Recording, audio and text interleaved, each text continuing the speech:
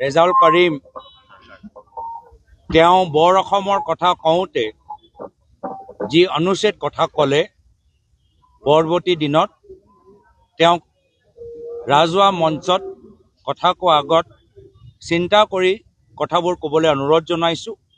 ইতিমধ্যে তেওঁ ক্ষমা বিচাৰিছে যে বৰ অসমৰ কথা কওঁতে তেওঁ এনেকুৱা কিছুমান শব্দ ব্যৱহাৰ কৰিলে বা এনেকুৱা কিছু কথা ক'লে যি কথা শুনি মানুহে যথেষ্ট ক্ষোভিত, তাৰ বাবে ক্ষমা প্ৰকাশ কৰিছে।